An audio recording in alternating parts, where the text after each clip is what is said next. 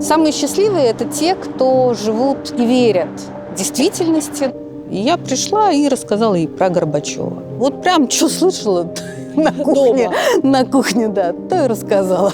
То есть если мужчина приходил, то он первые полчаса просто оправдывался, почему он здесь. У человека можно отнять любую свободу, кроме свободы занять внутреннюю позицию. Эти люди живут так, будто бы советской власти не существует. Сепарироваться можно только обесценив. Любовь – это всегда риск. А потом случился Нордост. То есть дальше должен был случиться Беслан? Он и случился. Какая травма там не прошла и не кончилась? А как она может пройти или кончиться? Это процесс печали. Если я не знаю, как помочь человеку, который в реальном горе, то что тогда я вообще могу?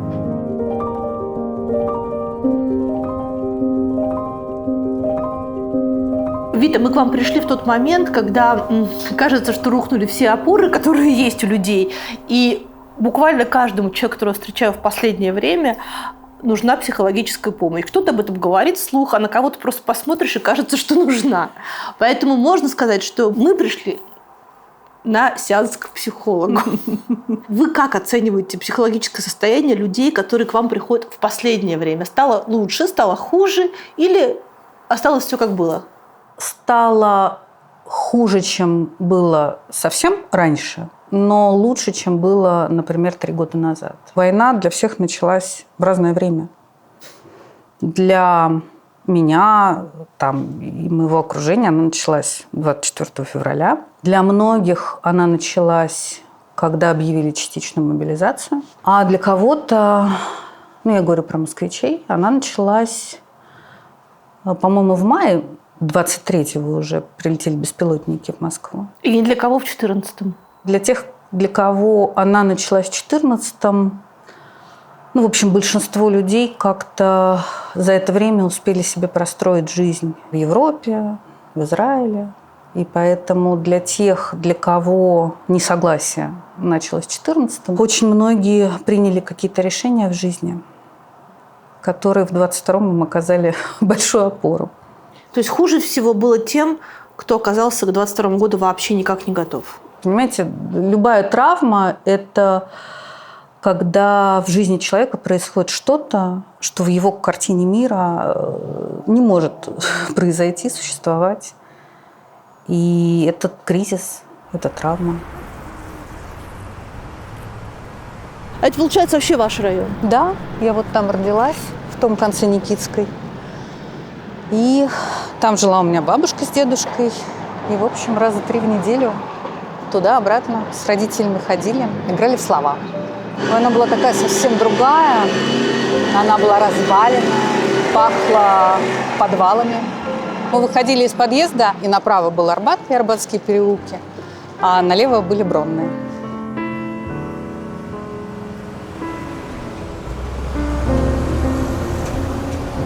Все поменялось. Все поменялось. Мне кажется, не осталось вообще ничего. Вот от моей Москвы той. Иногда, знаете, бывают такие ракурсы, ловишь и понимаешь, что вот так было 10, 20, 30, 40 лет назад. Ракурсы. В них надо так вот встать, чтобы поймать. Потому что все совсем по-другому. Многие люди рассказывали о том, что после 22 года, когда куча людей, в основном, кстати, из этих мест уехали, поменялся пейзаж на улице. Сложно сказать, Кать. Людей стало меньше, особенно в начале, я заметила, когда мобилизация была, стало меньше пробок. И в начале, конечно, настроение сильно было подавленное, испуганное, растерянное, потерянное. Годы идут, и более-менее все возвращается. Да? Возвращаются веранды, возвращаются прогулки, счастливая молодежь довольна. Жизнь берет свое. А вы как психолог, когда идете и смотрите на людей, которые идут вам навстречу, вы пытаетесь составить психологический профиль? С детства. Вот вы смотрите, вот идут люди, и вы понимаете про них, у них есть страх, тревога, радость, гордость, вообще мысли о происходящем. И думает ли кто-то о том, что происходит за пределами вот этого вот небольшого, в общем, мира? Думаю, что ежедневно нет. Стараются не думать. И вы как психолог их поддерживаете? Слушайте, я как психолог за психологическое здоровье каждого человека. Поэтому я понимаю, что защиты не просто так выдуманы психикой, и они реально защищают. Как человек может позволить себе вынуть самого себя из контекста, но при этом не потерять там ни совесть, ни какие-то этические нормы и остаться человеком? Мы же не сами себя вынимаем. У нас начинают работать психические защиты, там отрицание, вытеснение, расщепление. И вот это нас вынимает. А совесть, по сути, совесть, она говорит тогда, когда мы ее запрашиваем. А если в моей жизни нет какого-то куска, то моя совесть по этому поводу, в общем, молчит. И для здоровья человека так лучше? В моменте, да. А потом? Когда копинговые реакции, вот эти защитные механизмы остаются надолго, меняется личность.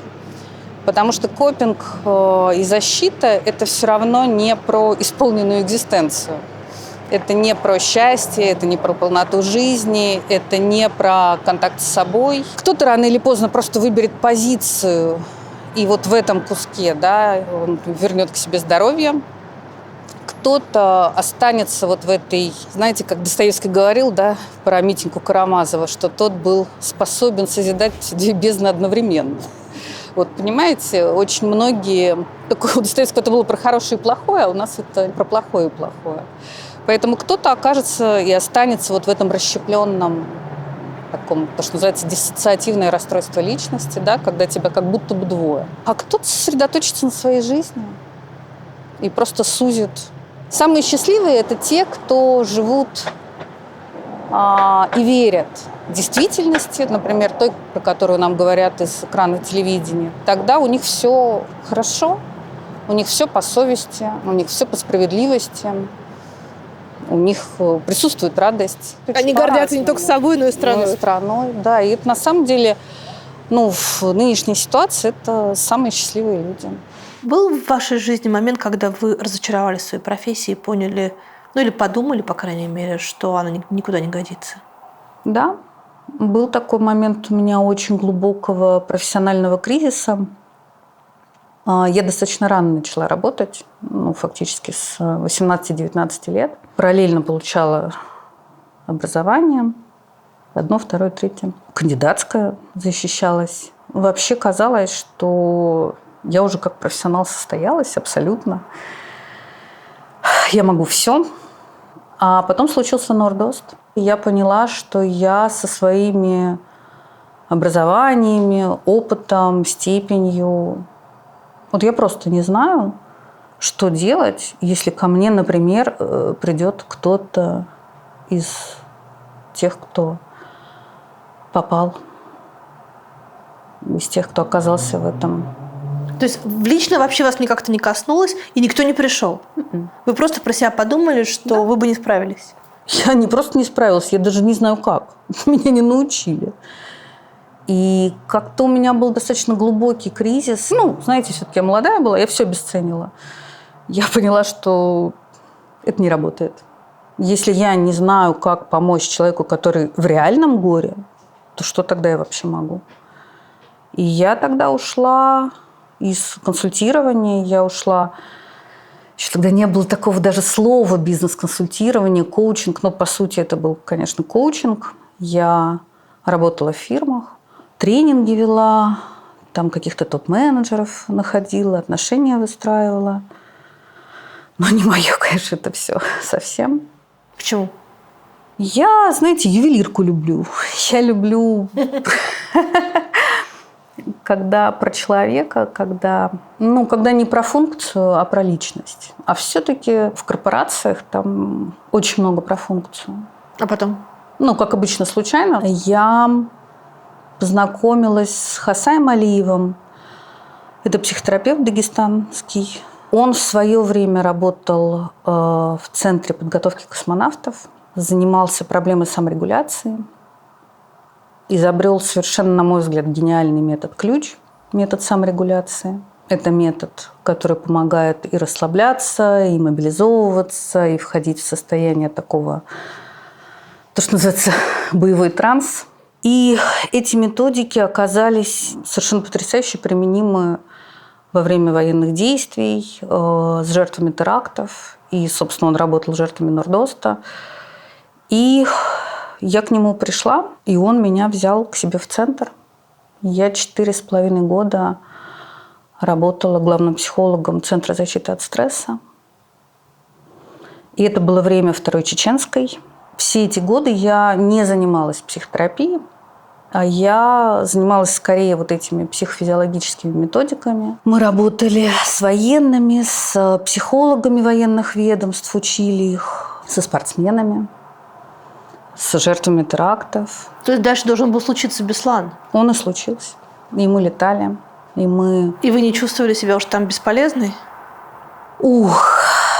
Я помню, когда мы летели в Беслан первый раз, я еще-то девочкой была, если честно, да, мне 30 не было.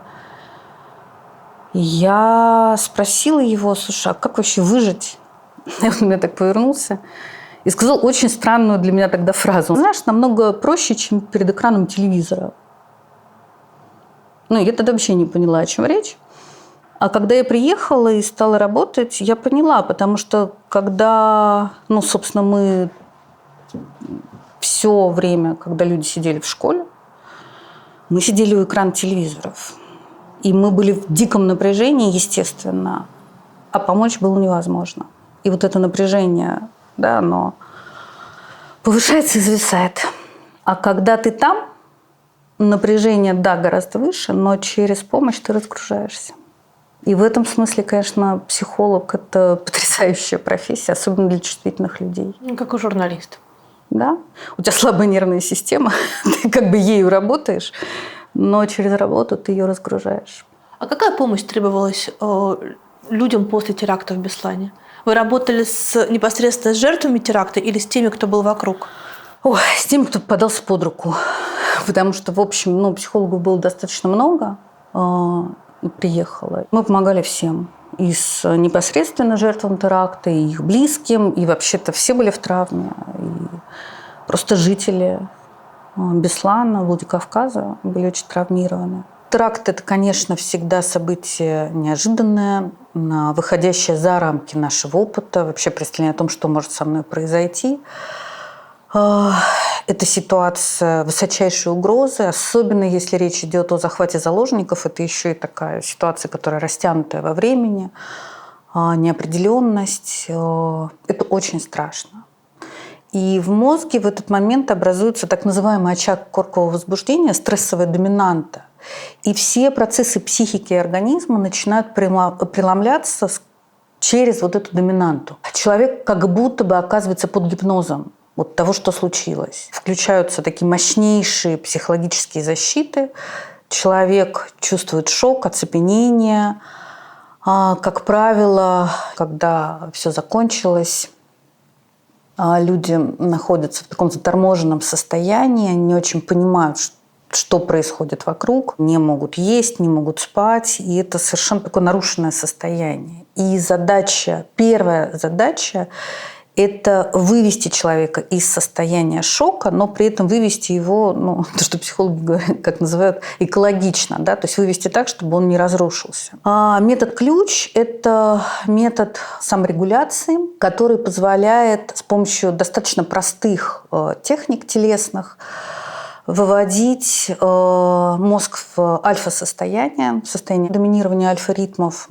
А в этом состоянии происходит автоматический сброс стрессового напряжения, такая гармонизация внутреннего состояния, и все процессы психики организма синхронизируются, и человек просто как будто бы отпускает. Я приведу самый простой пример, это даже еще такой самый простой элемент этих методик – это покачивание.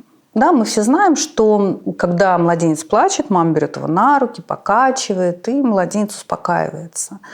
Вот взрослые люди об этом не знают, но этот механизм сохранился в мозге взрослого человека. Если взрослого человека попросить встать, расслабиться, почувствовать вот эти внутренние ритмы и покачаться, то через 2, 3, 4 минуты он расслабляется, он успокаивается. И вот это такой самый первый элемент, с которым мы всегда начинали, Ну и дальше вот такие же не очень сложные упражнения, последовательные, да, они приводят человека буквально за 30-40 минут, человек оживает. Уникальность этого метода заключается в том, что он не требует специального обучения, да, там, как медитация, цигун, аутогенная тренировка, не требует тишины. Можно работать сразу с большими группами людей. Поэтому действительно метод уникальный и очень эффективный в таких ситуациях. И вот буквально за 30-40 минут вот ты видишь, как в человека как будто бы возвращается жизнь. Люди начинают ходить, разговаривать, у них розовеют щеки, они там хотят есть, просят еды. И понятно, что, конечно, это самый-самый первый этап. То есть все восстановление психологическое и реабилитация впереди. Но если этот шаг вовремя не сделать, то человек может очень надолго зависнуть в этих защитах, и к нему будет очень сложно подойти. А если это сделать своевременно, то, конечно, вот этот посттравматический синдром, его просто не будет, и открывается доступ для работы психологов с жертвами теракта. Что касается работы с военными, то мы применяли технологии антистрессовой подготовки. То есть понятно, что военные – это в основном молодые люди. Они идут, в общем, не очень понимая, что их ждет. И обычно психотерапевтические школы работают уже после военных действий. То есть они снимают стрессовые состояния, они снимают вот эти последствия травм. А в рамках системы «Ключ» была разработана методика антистрессовой подготовки, которая позволяла заранее готовить ребят к военным действиям. Сейчас попробую на пальцах объяснить, как она работала. Когда нам предстоит стрессовое событие, мы, естественно, психологически к нему готовимся. Мозг начинает нам рисовать самые страшные картинки того, что может случиться. Это защитная функция мозга. Он таким образом нас готовит к тому, что может произойти, да, чтобы мы или мобилизовали ресурсы, или попытались избежать стресса. Но противостоять этому очень сложно, потому что чем более значимая ситуация, тем страшнее картинки. Да? А здесь речь идет об угрозе жизни, поэтому картинки действительно очень страшные, и человек фактически попадает под гипноз вот этих прогнозов. И получается такая парадоксальная ситуация, что самого стресса еще нету. Да? Человек находится пока не в условиях военных действий, а стрессовая реакция уже есть. Да, и это приводит к тому, что человек, еще даже не попав на войну, уже находится в нервном истощении. Методика антистрессовой подготовки, она состоит из 2 блоков. На первом блоке снимается вот эта нейронная связь, которая уже есть, которая уже сформировалась. Война страшна. Война – стресс. В принципе, любая стрессовая доминанта, она рождается на стыке рациональной оценки. Да, я оцениваю ситуацию как угрожающую. Эмоции, мне страшно, да, и телесные реакции. Такая мобилизация, какие-то спазмы в теле. И вот на стыке рациональной, эмоциональной и телесных реакций рождается стрессовая доминанта. И ее можно убрать, разомкнув этот круг фактически с любой из сторон. И с телом работать всегда проще, чем с рациональной оценкой, и тем более, чем с эмоциями. Да? Мы просим человека встать, представить ситуацию военных действий, у него начинается телесная реакция. Мы подбираем методики релаксации, которые снимают в моменте эту телесную реакцию. Вот он опять представляет, мы снимаем, представляет, снимает, представляет, снимает. Через несколько повторений в ответ на представление нет никаких телесных реакций. И человек говорит, что это не так уже страшно. У него такое немножко равнодушие, немножко даже усталость. Знаете, человек устал бояться. Если мы его оставим на этом этапе, то стрессовые реакции достаточно быстро вернутся, потому что пустота заполняется актуальным. Поэтому на втором этапе наша задача сформировать новую нейронную связь. Да, ситуация войны, состояние мобилизованности, ясности, уверенности, сконцентрированности. Для того, чтобы эту связь быстро установить, мы использовали техники, которые вводили мозг в определенное состояние, это называется тета-состояние, в котором очень быстро то, что психофизиологи называют, угошаются старые условно-рефлекторные связи и формируются новые. И когда мы просили человека, собственно, представить то состояние, которое он хотел бы иметь, потом применяли эти методики, и тоже несколько повторений, и создавалась вот эта уже устойчивая нейронная связь. Я немножко сложно объясняю, на самом деле это достаточно простая технология, и мы, с одной стороны, проводили эту антистрессовую подготовку, с другой стороны, учили их этим техникам, чтобы они, уже приехав на места боевых действий, применяли ее там самостоятельно и были, собственно, готовы к такому испытанию серьезному. Но, с другой стороны, смотрите, вот 2 теракта там. Теракт в Нордосте, теракт в Беслане. Теракт в Нордосте покрыт, в общем, ковром молчания. Нет никакого отдельного памятника. Нет ничего мемориального, кроме одной доски на ДК Дубровка. И нет никаких памятных таких мероприятий, которые были бы организованы не самими родственниками жертв. Это такая какая-то, с одной стороны, фигура умолчания, а с другой стороны, фигура закрытой трагедии, очень, очень закрытых отношений внутри комьюнити, очень немногочисленных уже теперь родственников.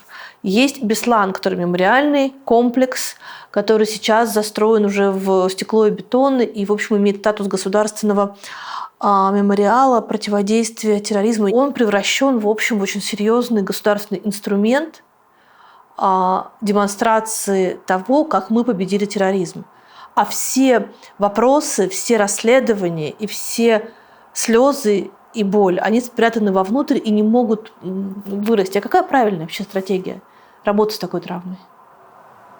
Точно не создание красивого могильного памятника. Первая задача – это просто, чтобы человек выжил, чтобы человек выдержал. Это работа с телом, с ресурсами, с тем, чтобы организм выдержал. Поэтому вначале там совсем не психология. А потом это работа с горем. В нашей культуре, особенно до последних лет, была установка на воспитание сильной личности. Будь сильным, держись, ты справишься, слабых не любят. Нужно держать все в себе, справляйся сам. И человек с такими установками, попавший в ситуацию горя, старается справиться со страданием такими волевыми способами. Да? Он загружает себя работой, он пытается переключиться, он делает вид, что все хорошо. Он может по ночам плакать в подушку, но днем он демонстрирует такую бодрость, силу. Но, к сожалению, непрожитая утрата, она не проходит никуда и не исчезает, она замораживается внутри и просто многие годы потом проявляется в других формах. И это называется такое осложненное горевание или патологическое горевание. В психотерапии есть такой термин. Человек может застрять в любой из фаз утраты. Да, на фазе отрицания просто человек будет вытеснять или делать вид, что ничего не произошло. Если человек застрял на фазе гнева, собственно, он будет очень агрессивен, раздражителен. Он может ненавидеть других людей, он может, знаете, так, как будто бы даже мстить другим людям, да, которые не сталкивались с такой ситуацией. Люди оказываются опустошенными очень надолго и могут зависнуть в фазе депрессии. Вот такая депрессия непрожитого горя, она может продолжаться годами и даже превращаться в так называемую эндогенную депрессию, когда просто нарушаются биохимические процессы в мозге и уже требуется медикаментозное вмешательство. Люди оказываются в ситуации опустошенности, да, ситуации подавленности. Они все время возвращаются мыслями к утрате. Они не видят больше смысла в жизни. Могут начаться психосоматические заболевания. Это могут быть панические атаки, это может быть астма, проблемы ЖКТ. У человека могут быть проблемы с концентрацией внимания, с памятью, да, потому что весь объем заполнен этой утратой, и человеку очень сложно переключиться. Это отражается на отношениях. Кто-то начинает избегать близких отношений, чтобы опять не испытать утрату. Кто-то, наоборот, впадает в зависимые отношения, стараясь заменить утрату. В нашей культуре тем более очень часто бывает ситуация, когда человек уходит в алкоголь, в общем, пытается выйти из этой ситуации, просто заглушив горе. Горе всегда неожиданно, горе всегда выходит за рамки моего опыта, касается чего-то ценного и ставит под угрозу мое будущее. Я вообще не понимаю, как я буду жить дальше. Горе отражается на всех областях нашей жизни. Прежде всего страдает чувство доверия к миру. Да, я не понимаю, как мне жить в этом мире, который я не контролирую, в котором может быть вот так. Утрачиваются внутренние опоры. И здесь прежде всего работа как раз и должна быть направлена на возвращение вот этих опор, на возвращение защит, чувство защищенности в мире. Очень важно, чтобы человек обратился к тем опорам, которые раньше он чувствовал, да, выстроил какие-то новые. Горе разрушает мои отношения с жизнью. Как я могу любить жизнь? Как я могу радоваться жизнью, если жизнь так жестока, если жизнь так холодна? Здесь очень важно постепенно возвращаться в эти отношения с жизнью, да, потому что жизнь продолжается, жизнь продолжает быть красивой, приходит весна, есть закаты, есть рассветы, у еды есть вкус. И очень важно здесь такая кропотливая работа на возвращение таких самых-самых простых переживаний, самых простых вещей. Когда удается обратиться к этим простым вещам, как будто бы чувства начинают очень медленно приходить в движение, и человек словно отогревается. Также человек отогревается, конечно, в отношениях. Когда мы испытываем горе, очень важны теплые, такие принимающие и терпеливые, да, отношения с людьми. То есть когда люди вокруг нас действительно с пониманием и с теплом обращаются к нам, это тоже отогревает. Также горе нарушает мою целостность. Да, это всегда вопрос, почему со мной, что я сделала не так. Это очень часто вина. Это, конечно, утрата самоценности, утрата уверенности в себе. И здесь, наверное, больше всего помогает такой теплый, принимающий внутренний диалог с собой. Когда ты говоришь себе: да, тебе тяжело, это нормально. Да, тебе сейчас ничего не радует, да, тебе больно. И на это нужно время. Но это пройдет. И через такую глубокую, теплую обращенность постепенно как будто бы возвращается целостность. Потом внутренний диалог, он, конечно, позволяет вообще дистанцироваться от ситуации. Когда мы оказываемся в ситуации горя, получается такая парадоксальная история, когда часть становится больше целого. Да? То есть мое состояние, страдание оказывается больше моего «я». И только дистанция, только выход на какое-то расстояние от этого чувства, от этого страдания, да, оно возвращает все на свои места. То есть есть я, и есть случившееся, есть я, и есть мои чувства. А в этой вообще свободе занимать дистанцию, есть свобода и менять отношение к тому, что произошло. Потому что горе, оно, как ничто показывает этот закон, что жизнь живет по своим правилам. Жизнь никогда не должна соответствовать моим ожиданиям. Жизнь такая, какая она есть. И в таких ситуациях, особенно в предельных ситуациях, в ситуациях горя, очень важно в какой-то момент задать себе вопрос, что жизнь хочет от меня. Что я могу ценного в этой ситуации сделать? Как я могу построить отношения с утраченной ценностью? И это возвращает тоже свободу, возвращает чувство достоинства, потому что, конечно, в горе мы попадаем в ситуацию, когда мы жертвы обстоятельств, и очень важно выйти из этой роли жертвы. Да? И когда я выхожу с вопросом, что я могу сделать в тех обстоятельствах, в которых я оказался, это возвращает тебе свободу и, в общем, силу дает. И так постепенно, когда мы с разных сторон, да, себя начинаем поддерживать, мы возвращаемся к жизни.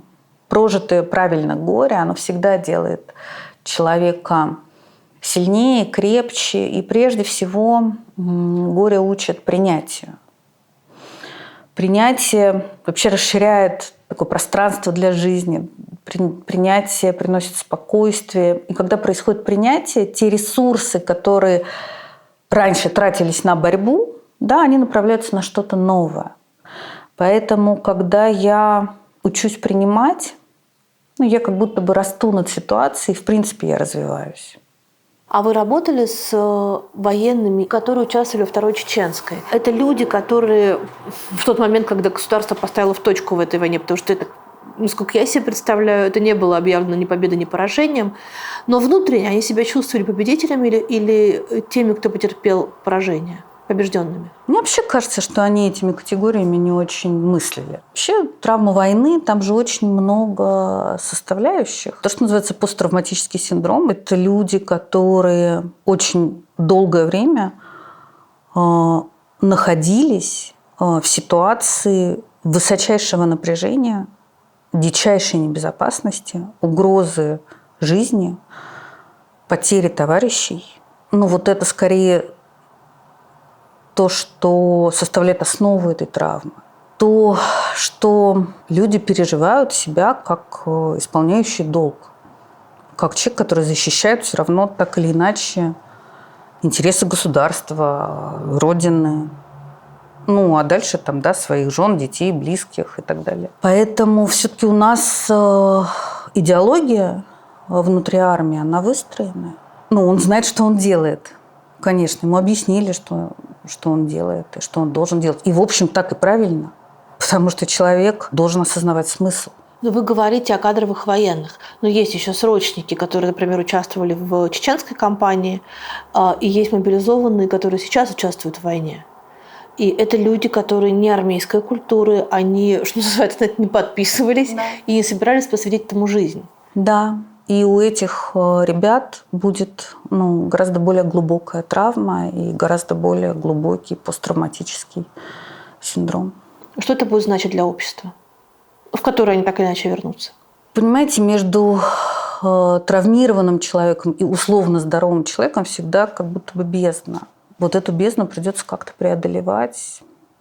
Все будет зависеть опять от каждой конкретной ситуации, да, как каждый из этих ребят будет выходить из своей травмы. Потому что, к огромному сожалению, это просто статистика, часто последствия травм – это уход в алкоголизм, в наркотики, это депрессии, это суицидальность, это социальная дезадаптация, это большие проблемы в семье.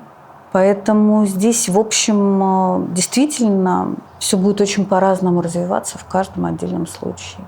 Вот мы прошли по очень красивой Москве.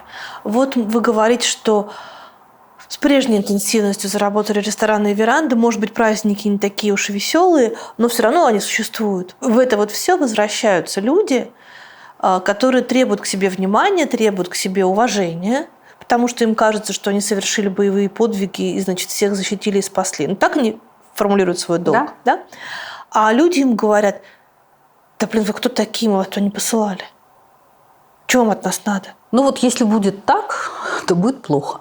Потому что совершенно очевидно, что это будет вести к конфликтам, это будет вести к ненависти такой взаимной, да, и об интеграции ребят, которые вернулись с обществом, здесь речь вести достаточно сложно. А при этом их не просто больше, их кратно больше, чем тех, которых вернулись из афганской кампании. Конечно, да.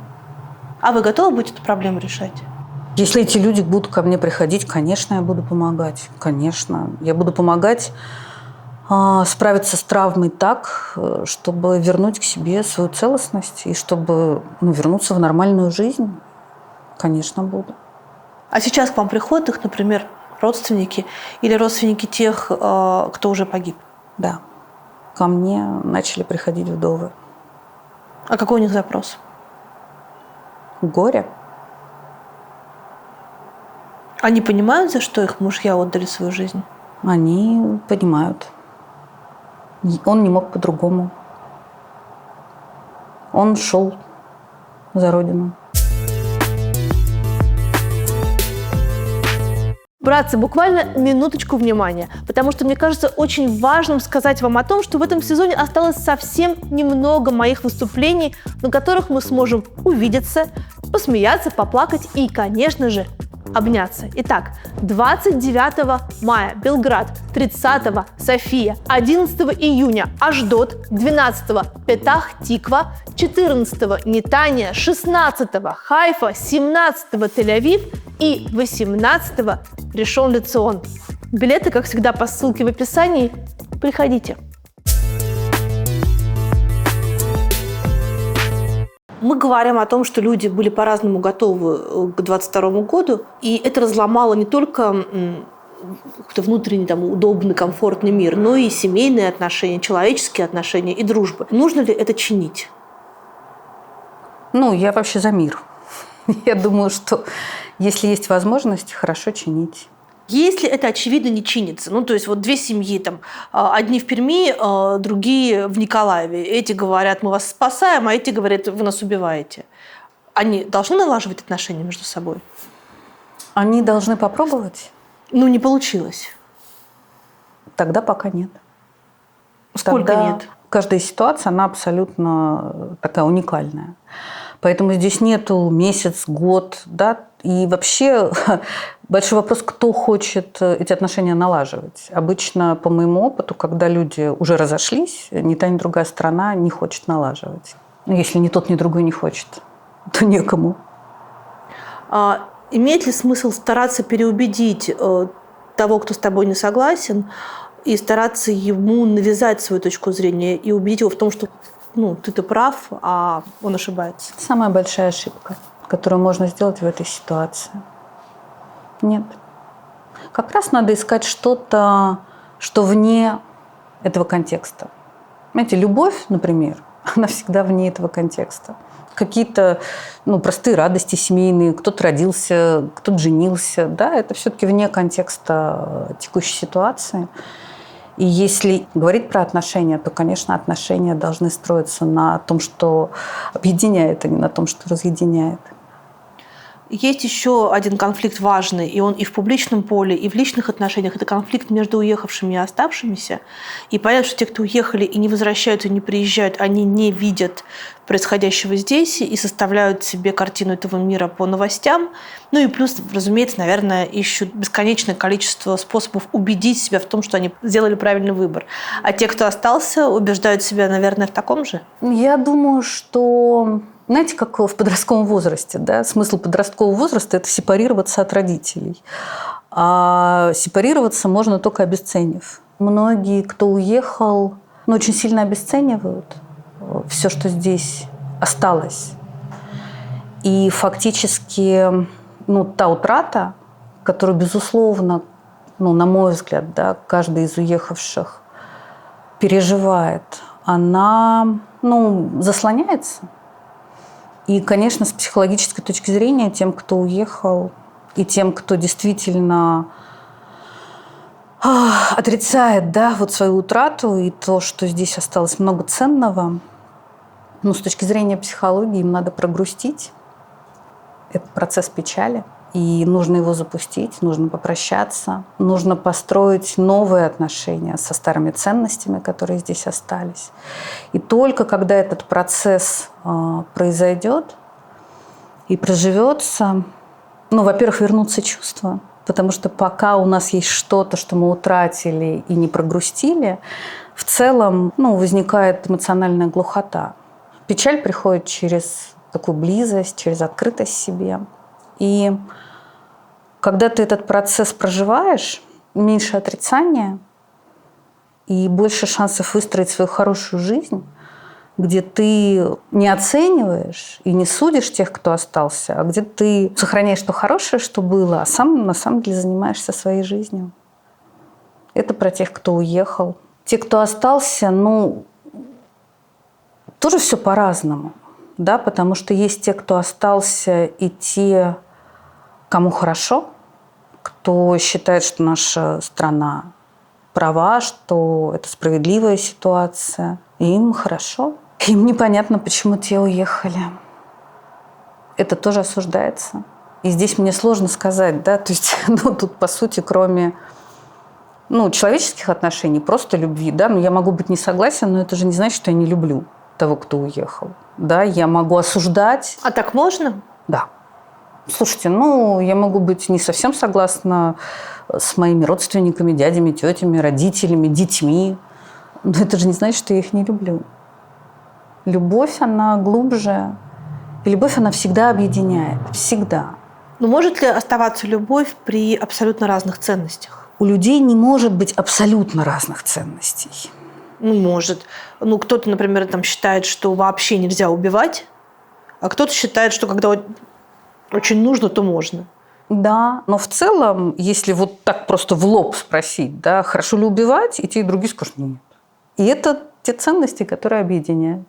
Где точки, на которых эти семьи, которые разругались, или эти друзья, могут начать собираться? Любое, что объединяет. Начиная от разговоров о погоде и заканчивая какими-нибудь общекультурными, не знаю, радостями, впечатлениями. А кто первый должен позвонить, написать? Тот, кто мудрее. А боязнь отказа? А я напишу, он меня пошлет. Любовь – это всегда риск. Это всегда риск боли. Как минимум человек может умереть, и будет больно от этого. Поэтому отношения, и отношения любви – это всегда риск. И да, может быть больно. Но цена того, что мы идем на риск, это близость, это глубина отношений, это встреча, это радость. Это то, ради чего мы идем на риск, впуская в свою жизнь любовь, близость. Если перевести с профессионального языка на семейный, то получится, что вы внучка Франкла. Вы учились у человека, который учился у Франкла. Да.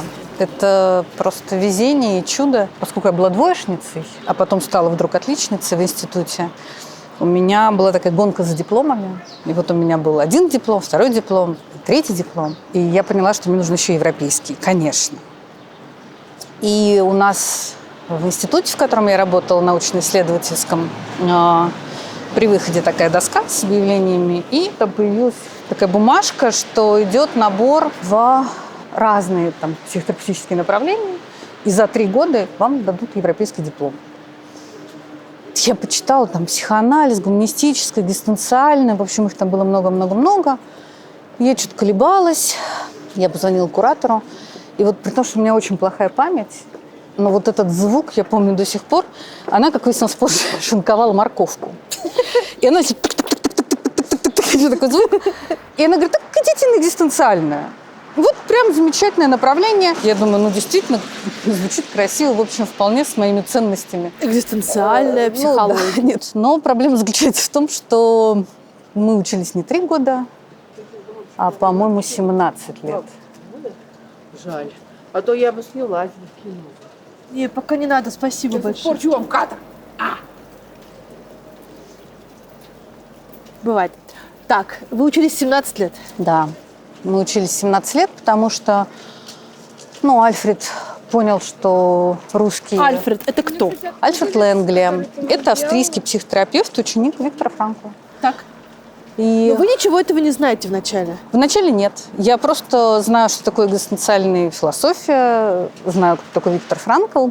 И Ленгли достаточно быстро понял, что русские – это невероятно экзистенциальный народ. Глубокий, с таким умением страдать и умением достаточно глубоко проживать эту жизнь. Фактически наша группа, мы переводили все материалы, и это достаточно, вместе. То есть мы учились и заодно переводили, делали переводы. Это оказалось, в общем, достаточно длинным процессом. И действительно, вместо 3 лет это оказалось 17. Но мы до сих пор встречаемся с Альфредом. И фактически это единственная группа, которую вел он от начала до конца, вот все 17 лет. И это подарок Бога. Это потрясающе, потому что, конечно, я за интегративный подход, да, то есть я за то, чтобы не находиться узко в одном методе.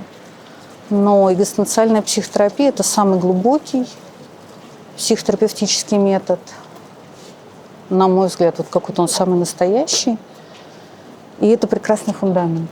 Там замечательная антропология, вот, как устроен человек, как устроена болезнь. Очень тонкая, очень глубокая. И основной метод – это феноменология, очень глубокий диалог терапевта с клиентом. Экзистенциальная вообще терапия, она про диалог человека с миром, с жизнью. Но это замечательный фундамент для работы с людьми. А почему так вышло, что Франкл на сегодняшний день самый цитируемый и самый такой уважаемый психолог в России и переводимый? Я первый раз об этом слышу. Мне действительно кажется, что экзистенциальный анализ – это очень русское направление. Это такой прямо Достоевский, психотерапевтический. О, боже, нет. Ну как? Ну, слушайте, у Франкла на самом деле очень много про надежду. Ну, Достоевский-то нет. Вот Франкл, он прямо ложится, а на сегодняшнюю действительность, мне кажется, особенно. Ну вот для тех, кто, например, вынужден разделять внутреннюю жизнь и социальную жизнь. Ну, в общем, слава богу, да, аналогия не прямая с концлагерем, но принцип тот же. Я имею в виду разделение внутреннего и внешнего, да. А таких людей, ну, в общем, много сейчас, поэтому... Но нет в этом такой попытки натянуть Франкла на сегодняшнюю действительность и то, что раньше называли моральный релятивизм, да, то есть придумать оправдание, ну, приблизительно всему. А где ж тут оправдание, когда мы натягиваем Франкла? Это надежда, это дает человеку опору. Нет, ничего страшного. Давайте не без осуждения, давайте просто примем это, давайте пожалеем человека, Ну, вместо того, смотрите, чтобы на него сердиться. Основная, на самом деле, прорывная, поразительная мысль Франкла заключается в том, что люди в поисках смысла, да, обычно задаются вопросом, что эта жизнь мне дает, да, и что мне от нее ждать, и что мне там есть от нее что-то ждать, нет, что-то, могу я что-то ждать от этой жизни или нет. А Франкл разворачивает эту историю, и он говорит: слушайте, жизнь хочет от вас ответа, жизнь ждет от тебя, и жизнь не будет происходить по тем законам, которые у тебя в голове, она не будет соответствовать твоим ожиданиям, она такая, какая она есть. И твоя задача услышать вопрос, который адресован тебе лично, от этой жизни, от этой ситуации. Услышать этот запрос, прочувствовать его, соотнести его, взвесить на весах совести и дать такой исключительно твой ответ. И этот ответ, в свою очередь, будет менять мир. А этот мир опять будет задавать вопросы. Смысл – это лучший ответ, самый ценный ответ в той ситуации, в которой ты находишься.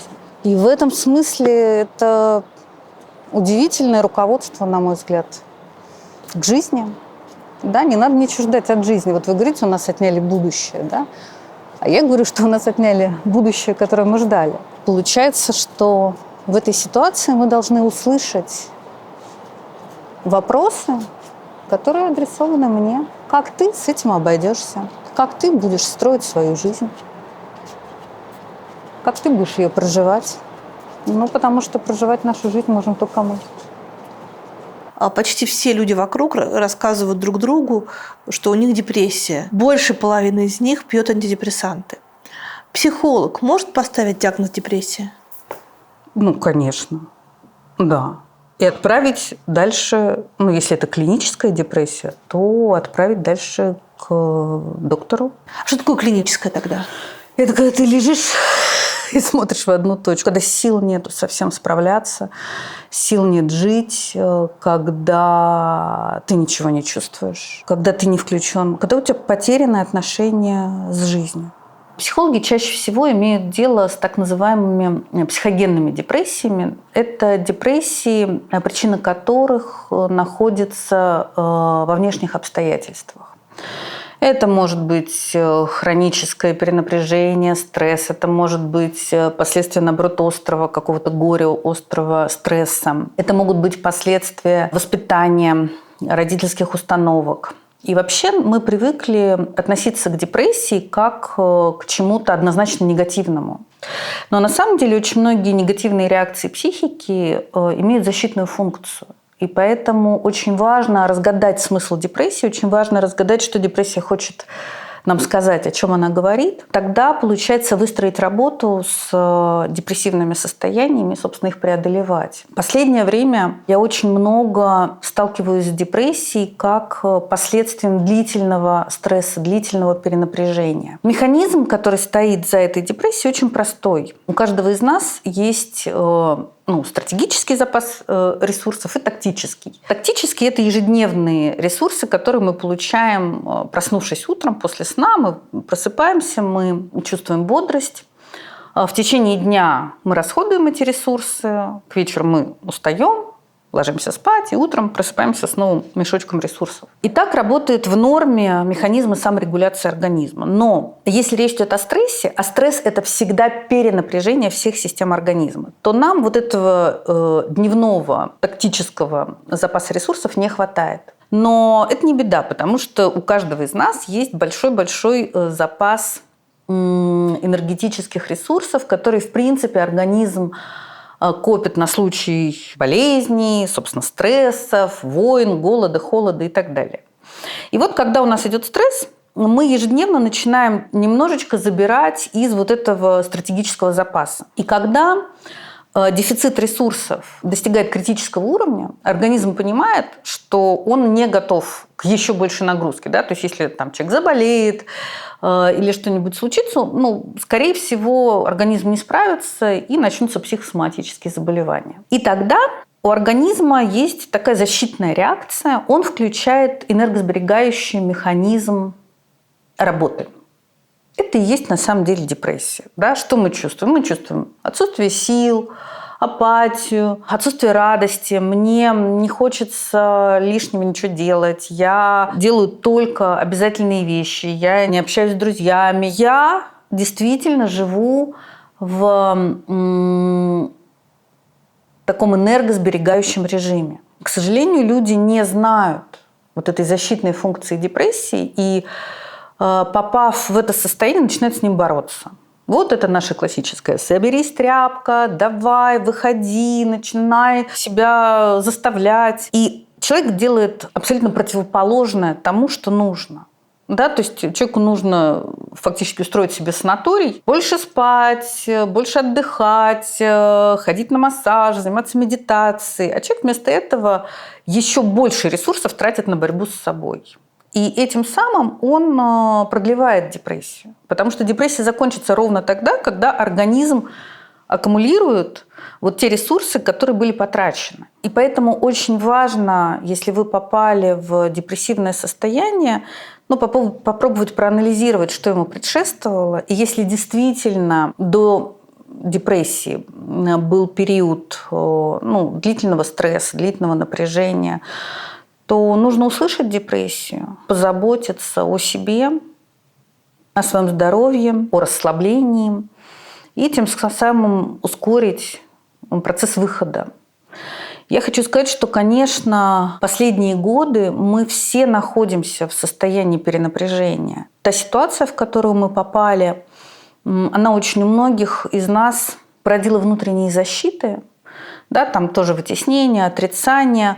А для того, чтобы жить, отрицая какой-то кусок реальности, на это на самом деле незаметно ежедневно уходит очень много ресурсов. И поэтому сейчас я, конечно, очень часто вижу депрессивные состояния, и очень часто приходится с ними работать. Также часто встречаются депрессии, которые являются последствиями родительских установок. Вообще в нашей культуре, я не очень понимаю, откуда, но есть такая частая установка на запрет на радость. Нельзя радоваться, после этого будет горе, счастье любит тишину. И, конечно, такие установки с возрастом приводят к тому, что человек, как будто бы уменьшает вот те пространства, где он испытывает счастье, испытывает радость. Или, например, установка перфекционизма, установка такого достигаторства. Потому что хорошему эффективному функционированию вообще-то мешают чувства. То у меня болит голова, то я хочу есть, то мне просто лень. Это мешает. Люди с установкой перфекционизма, они за долгие годы как будто бы уменьшают вот эту обратную связь с чувствами, они больше живут в соотнесении с рациональными установками, с долженствованием, с надо. Ну и со временем, собственно, они приходят в состояние апатии. Вот часто люди приходят с такой формулировкой известной «жизнь проходит мимо». И здесь состояние депрессии, оно сигнализирует об опасности, что ценности так и не будут найдены, и что жизнь вот так и пройдет. И смысл депрессии фактически, да, это такой призыв. Если ты сейчас что-то не изменишь, то жизнь такой и будет. Нужно что-то менять. И когда человек приходит в такой ситуации, собственно, мы и начинаем работать с этими родительскими установками, со стыдом, с виной. Обратно учим человека чувствовать, ориентироваться на ценности, на желания, на чувства. И возвращается постепенно вот эта обратная связь с чувствами, и жизнь обретает вновь краски. Ну и, конечно, психологам часто приходится сталкиваться с депрессией в результате какой-то травмы, которую человек пережил, в результате острого стресса. Здесь наша задача, чтобы человек прожил грусть по утрате ценности, которую он потерял. Вообще, если задать человеку вопрос, что такое жизнь, мы в основном услышим положительные коннотации. Жизнь – это радость, отношения, любовь, самореализация, смыслы. Естественно, каждый из нас знает, что в жизни много боли, что страдания – это часть жизни, но никто, на самом деле, спонтанно не переживает страдания как что-то, связанное с собственной жизнью. И поэтому, когда мы сталкиваемся с горем, оказываемся внутри горя, мы как будто бы чувствуем огромную оторванность от жизни. Депрессия, которая может наступить, она, собственно, и возвращает человека к тому, что очень важно обратиться к этому горю, обратиться к утраченной ценности и прожить ее. Когда начинаешь обращаться к горю, к содержанию горю, конечно, страдание увеличивается. Это как когда ты начинаешь обрабатывать рану, становится больнее. Но страдание, оно запускает чувство в движение, потому что в депрессии ты находишься в таком замороженном, восстановившемся каком-то состоянии. А страдание, хоть оно и болезненно, но оно вызывает движение, а движение – это жизнь.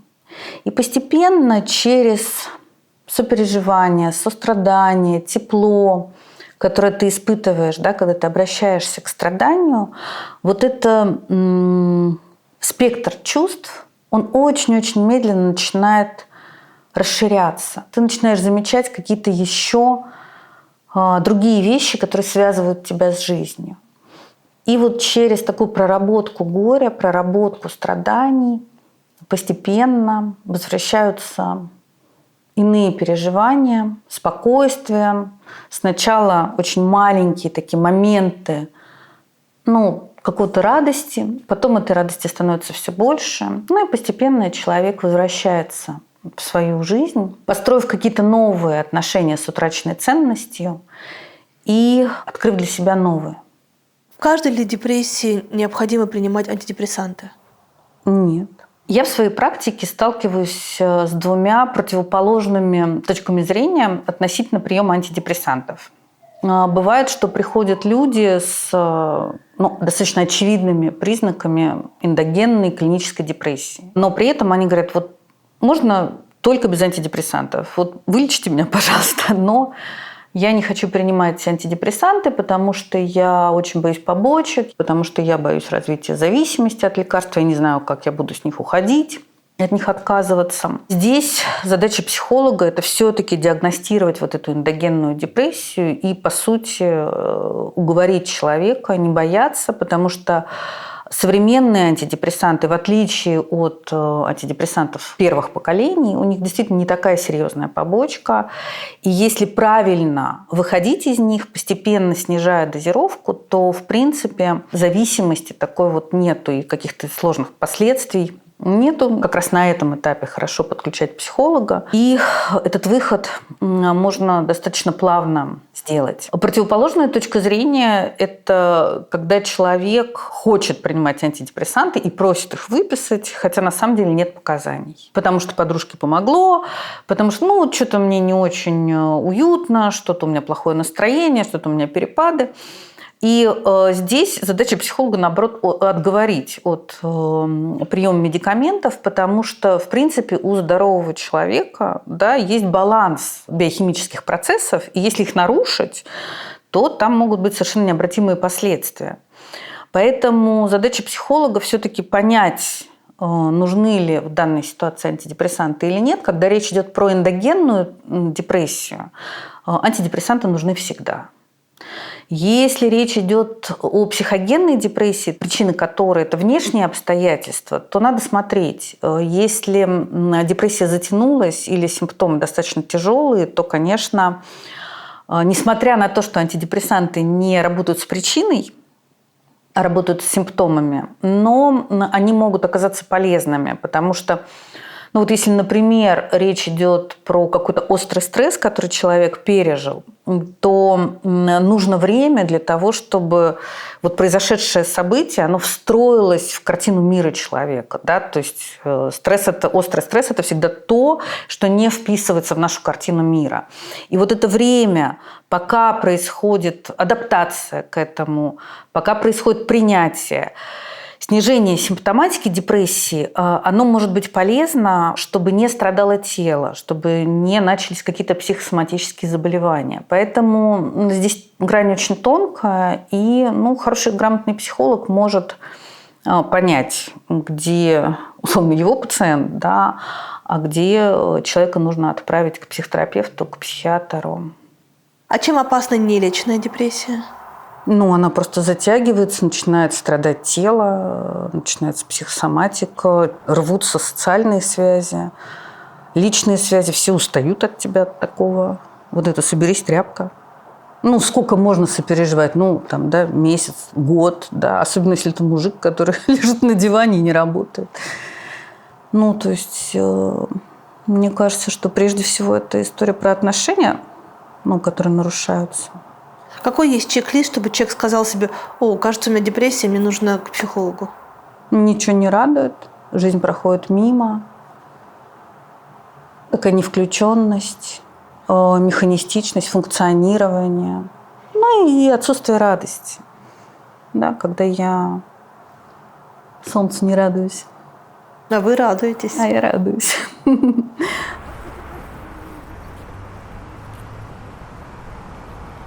У нас дом наш, на Большой Никитской, он был окружен посольством. Как-то с ровесниками у меня не очень складывалось в детстве. И мое любимое дело, при каждом посольстве была такая будочка, и там стоял милиционер. Делать им было совершенно нечего, а я к ним приходила и с ними разговаривала. Я их все знала по именам, знала плюс-минус, какая у кого смена, кто разводится, кто женится. Я спрашивала, мне было жутко интересно. И, кстати, они стоят, книжек не очень читали, этих телефонов не было, интернета не было. И тут такое счастье. Приходит ребенок, который все помнит, очень интересуется, живо, полагаю, что сопереживает, и очень такое, не знаю, советовала ли я им что-то тогда. А чем родители занимались? Папа был зав. Отделом прозы в издательстве «Московский рабочий». Мама работала в журнале «Знамя», тоже в отделе современной прозы. И писали. Папа писал книги. Мама чуть позже начала писать. То есть это то, что называется творческая интеллигенция Москвы. Да, утро начиналось с того, что с двух сторон были машинки печатные. Вы сейчас понимаете, что вы жили в мире, в общем, довольно сильно оторванном от обычной российской реальности? Да. Это сила или это ущербность? Это сила. Это сила. У нас есть семейная легенда, поскольку бабушка, дедушки были тоже из творческой интеллигенции, только 20-е, 30-е годы. Есть семейная легенда, что Анна Ахматова про нашу семью говорила, что эти люди живут так, будто бы советской власти не существует. Ну, в общем, продолжаем традицию. Для многих людей вот этой социальной страты 22-й год стал точкой невозврата с точки зрения того, как они себе представляли вообще народ своей страны. Конечно. Да, так. Почему вы не уехали? Да моя душа здесь, Кать. Я очень люблю Россию, я люблю Москву очень, я люблю людей. Я привязана к культуре, я привязана к языку. Там, наверное, в момент какой-то сильной угрозы, когда не останется ничего другого, наверное, эти мысли станут реальностью. Но мне было бы тяжело. Я все-таки тоже принципиально считаю, что каждый человек должен быть на своем месте. Да, вот я помогаю людям. И если бы я, наверное, куда-то уехала, большая часть энергии у меня бы ушла на адаптацию. А здесь, в общем, я, действительно на своем месте. А с точки зрения круга общения и круга ваших клиентов, как распределилось те, кто уехали, и те, кто остались? Очень многие уехали. Но мне сложно в процентном соотношении. 50 на 50 – это половина или меньше половины? Нет, уехали меньше половины. Кто-то уехал и вернулся, таких достаточно. Кто-то остался и согласен, кто-то остался и не согласен. То есть, в общем, в этом смысле срез моих клиентов, по-моему, очень показывает, срез нашего общества. Знаете, как-то всегда были все там или за красных, или за белых. Он Нет, всю наверное, жизнь надо пройти. отдал театру. Это вот у его жены было 22 ребенка. Вот это он. А Капоклей Полторацкий, у нее было 22 ребенка, и она все тянула на себе. А он только режиссировал, пел и играл. Какая сволочь. 22 ребенка, да. 22 ребенка. 22 ребенка, я не понимаю, как это. Из тех, кто уехали, и тех, кто остались, кто чувствует себя в итоге стабильнее? Тоже нельзя сказать, потому что те, кто уехали по-разному. Очень многие давно собирались, там даже у многих была подготовлена какая-то база, и эти люди себя чувствуют весьма стабильно. А есть те, кто бежали, и так и не устроились до сих пор. И им очень тяжело. Те, кто остались, тоже зависит, прежде всего от позиции. Да? Те, кто согласен, и те, кто поддерживают, тем хорошо. Тем, кто не согласен, тем плохо. Примерно так. То есть правильная жизненная стратегия, чтобы быть счастливым, идти в одном русле с властью? Здесь, конечно, да. Вот это, правда, пожалуй, самые сейчас внутренне гармонично устроенные люди. Если ты не согласен, то и ты уехал, то тоже хорошо. Да? Потому что ты поступил, так, как было по совести. Так, как ты считал правильным. То есть ты поступил, соответственно, своей свободе, своему выбору. Этот выбор базировался на ценностях. Точно так же здесь те, кто остались. И те, кто считает, что все справедливо, все правильно. Но сейчас, когда часть уехавших и несогласных уехала, и их место среди тех, кто приходит к вам и обращается за психологической помощью, скорее всего, заняли те, кто остались, очевидно. Да. А представляете ли себе вы лучше картину своей страны? Вот той страны, той России, которую вы любите? Вот та Россия, которую я люблю, она какой была, такой она и осталась. Важный вопрос, который касается, на самом деле, всех и уехавших, и оставшихся, и за, и против, и следящих за политикой или нет, это возможность продолжать ежедневную жизнь, полную радости и каких-то рутинных событий, зная, что прямо сейчас рядом с нами происходит убийство. Вот мы сегодня с вами встречались, за 20 минут до того, как мы включили камеры, прилетела ракета в город Сумы, погибших там уже больше 3 десятков, среди них есть дети. С одной стороны, как будто все привыкли, хотя звучит чудовищно. Мы привыкли к тому, что ракета может убить детей, если так коротко. Но какая должна быть человеческая реакция на это? Человеческая реакция того, кто, в общем, уже сколько-то лет живет в ситуации, когда это случается. И это случается довольно часто. Кать, сложно говорить о том, какая должна быть человеческая реакция. Да, это зависит от твоих собственных ценностей. Для меня убийство людей, вышедших из церкви, да и вообще и не вышедших из церкви, это тоже чудовищно. А что с этим делать? Вот дальше же мы не легли с вами, не умерли здесь. Нет. Мы не можем умирать каждый день. И человек вообще по собственной воле страдать-то не хочет. Он хочет радоваться. Но я заметила, что в Москве тусовки стали чуть грустнее. Они продолжаются, их стало чуть меньше. Градус веселья снизился. Но это мое наблюдение. Я думаю, что так не везде. Я думаю, что это, опять же, зависит от... Какой разговор может быть у человека с собой, чтобы договориться жить дальше? Очень сложный вопрос, потому что для того, чтобы спокойно жить дальше, вот хоть как-то, да, нужно это принимать. Вот эту реальность, такую, какая она есть. А принять, мне, например, очень сложно. А к вам приходят люди с этим запросом? Почти нет. Я думаю, что те, для кого это мучительно, они просто законопатили эти люки, настолько, насколько это возможно. Иначе ты разрушишься. Да, все-таки инстинкт даже психологического самосохранения, он очень сильный у нас. Невозможно разрушаться каждый день. И поэтому очень многие просто не смотрят новости, не читают. И сложно за это осуждать, потому что, действительно, очень многие, как только оказываются в этом поле, начинают разрушаться. А я, конечно, за то, чтобы человек сохранил свою целостность хоть как-то. И что вы советуете? Жить свою жизнь. Вот такую, какую тебе ее Бог дал. И действительно, находить смысл в том, что ты можешь сделать. А ты каждый день что-то можешь сделать. Да, и находить вот в этом «не могу» то, что я могу. Находить в том, что очень много страдания, да, находить то, что, тем не менее, может наполнять, может радовать. Иметь хороший внутренний диалог с собой. Видеть смыслы. Смысл каждого дня, смысл жизни. И строить свое будущее.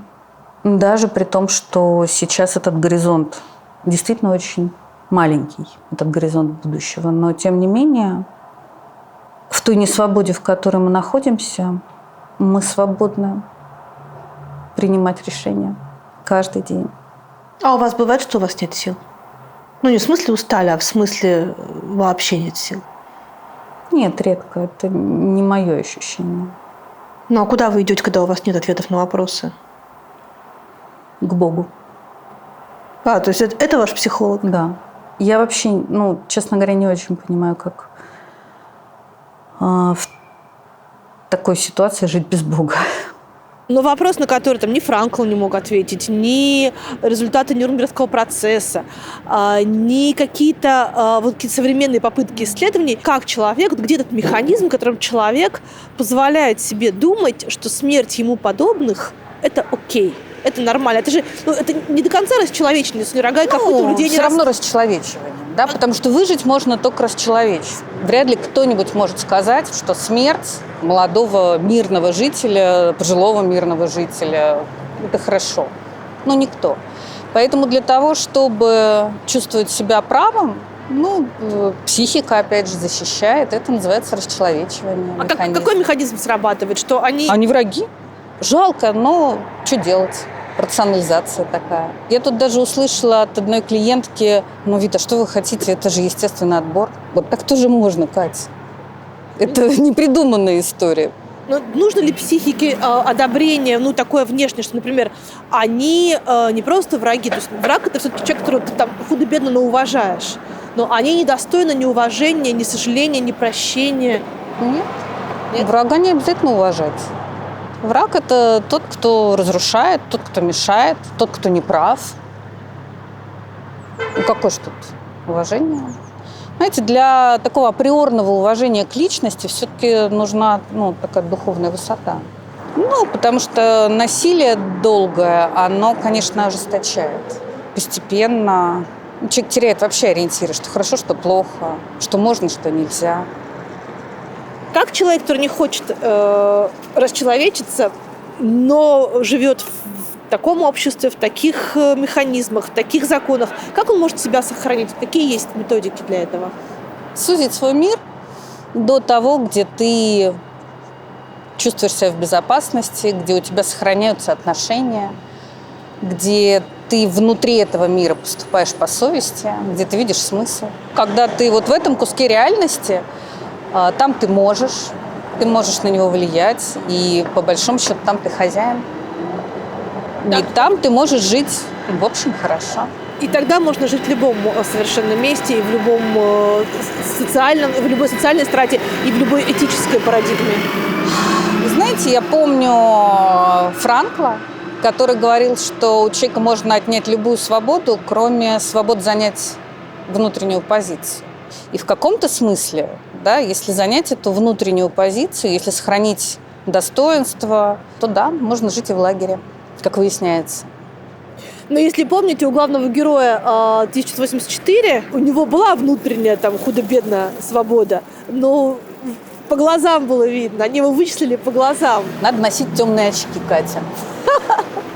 Когда мы говорим о переменах, которые произошли там в Москве, в России за последнее время, страх – одна из важных эмоций, которая появилась и стала едва ли не основной в отношениях между людьми, особенно незнакомыми. Нет? Осторожность. Скорее, чем страх. Скорее осторожность. Это что-то из генетического или это новое? Из тех, кто постарше, те вспомнили. Из тех, кто помоложе, те, наверное, учатся. А как это, то, что я называю страхом, а вы осторожностью, влияет на личность? Я думаю, да. Ведь это же ограничение свободы. Ограничение свободы, но все-таки в некотором отрезке. Человек при всей свободе, он все-таки очень несвободен. Но это просто чуть расширяет несвободу человека или сужает его свободу. Ну, люди, не говорящие там кое-что по телефону, люди, не обсуждающие там в такси чувствительных вещей. У них все время этот тумблер, этот маячок включен.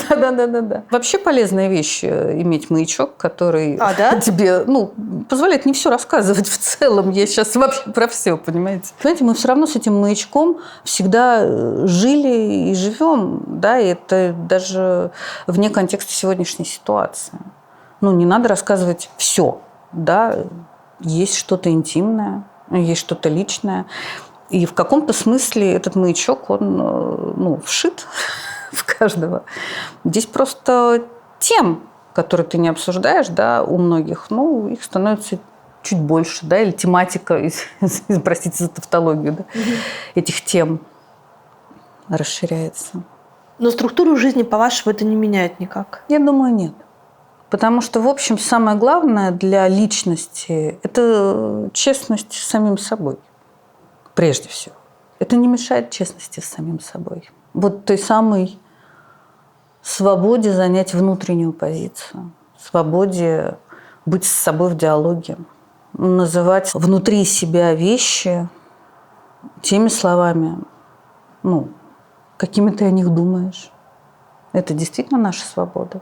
У Алексеевич в книжке «Время секонд-хенд» есть одна из историй про женщину, у которой посадили мать, но ее вырастила там тетя Аня, которая любила ее бесконечно, баловала и была ей, в общем, как мама, она называла ее мама Аня.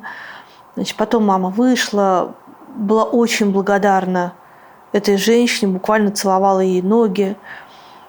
А потом открыли архивы, и эта женщина выяснила, что тетя Аня написала на нее донос. И поэтому ее и посадили в тюрьму. А тетя Аня, бездетная, получила на очень долгие годы целого ребенка в свое распоряжение. И узнав об этом, эта женщина пришла домой и повесилась. Потому что вот этой картины двойной жизни и предательства внутреннего она не могла принять.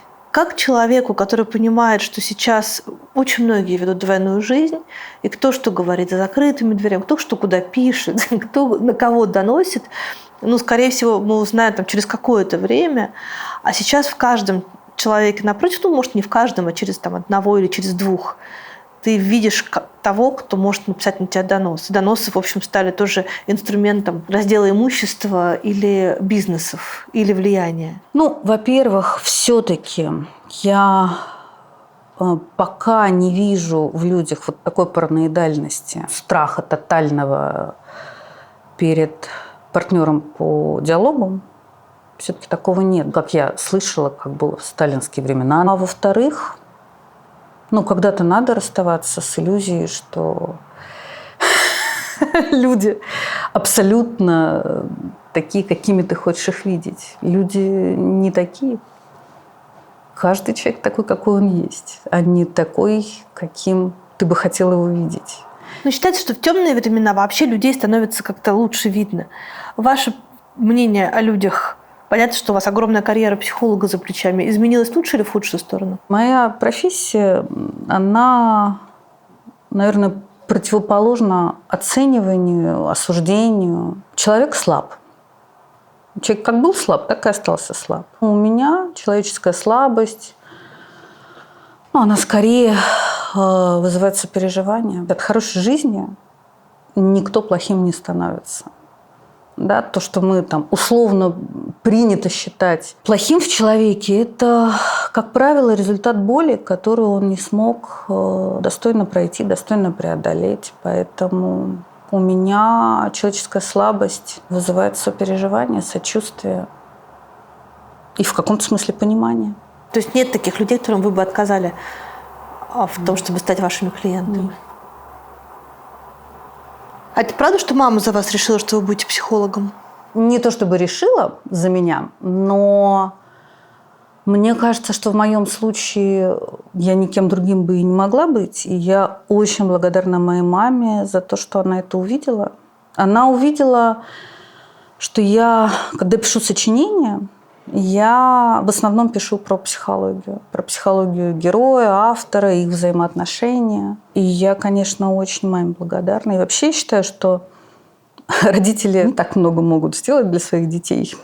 Но вот то, что они могут, это быть очень внимательными к способностям ребенка, к его склонностям.